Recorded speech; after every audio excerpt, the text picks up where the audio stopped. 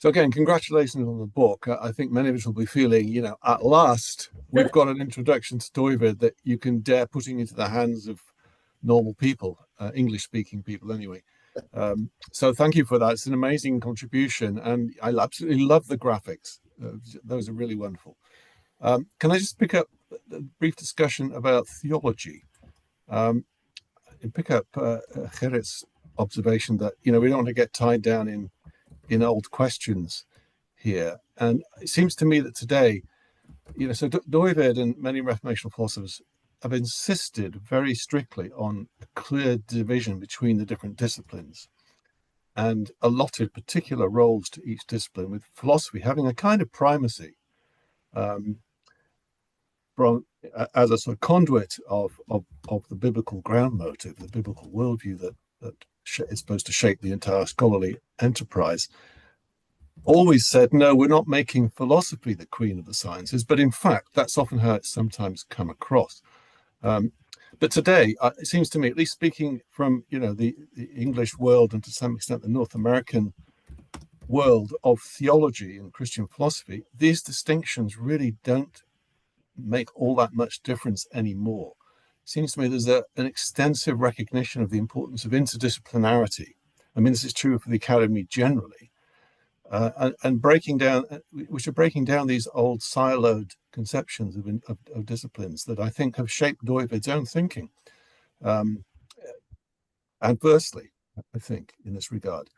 And there is this continual slight sneering condescension on the part of Reformational philosophers towards theology. And I think we just have to leave that behind. Yeah. It's redundant, it's dated, and it's unhelpful. Fact is, theology itself is interdisciplinary, increasingly so. And there are all sorts of ways into theological debates. Alan and Elaine in Britain have been doing that for decades. Alan is an economist, Elaine is a sociologist, and in other respects, and lots of other people have been doing that too. And it doesn't really help to start discussions by trying to police disciplinary boundaries. Throw yourself into a debate and see where it goes, and draw on the resources that you find helpful. So, for example, in the UK, there is virtually no discourse of any substance that you could call Christian political philosophy. It just doesn't exist, right? There's isolated incidents of it, but as opposed to the USA, where it's really quite pervasive, both in Catholic and also in Reform circles.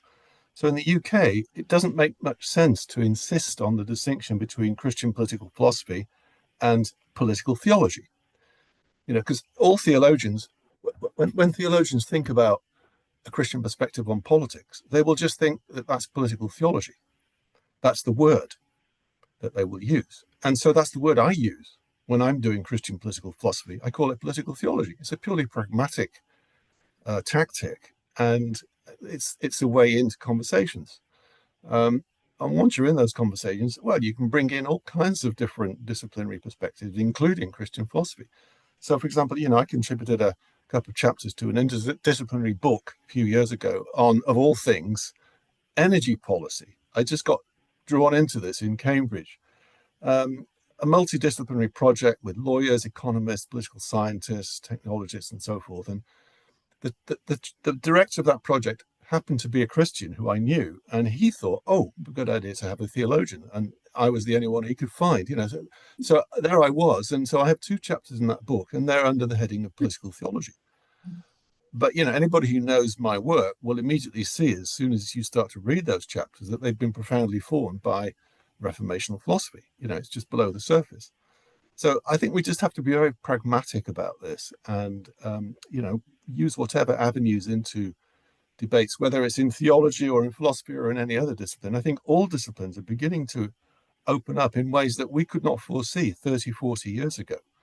And theology is now finding its place, still at the margins, but nonetheless no longer scorned and excluded in many disciplines. Anthropology, even international relations, very much recognized now, not just empirical studies of religion and politics, which is a sub-industry of its own, but also political theology. There are political theologies of international relations.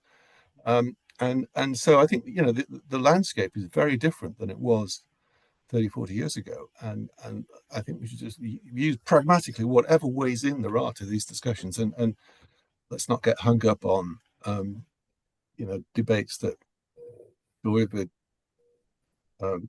got into when he was censured by conservative dogmaticians in the 1930s. It's a different world. And one other thing, quickly, if I may, a major contribution, a major factor that I think makes this much more possible is the school of thought known as radical orthodoxy. I think many of you will know this, associated with John Milbank and that whole crew of people, with British origins, but it's now international. And although we can develop our own critiques of radical orthodoxy, and need to, nonetheless, they have blown apart these disciplinary boundaries and shown that you can do really serious, high-level Christian philosophy from the heart of the theological guild. And I think that's really been quite path-breaking in that regard, and has created new space for reformational and other schools of Christian philosophy to make a contribution.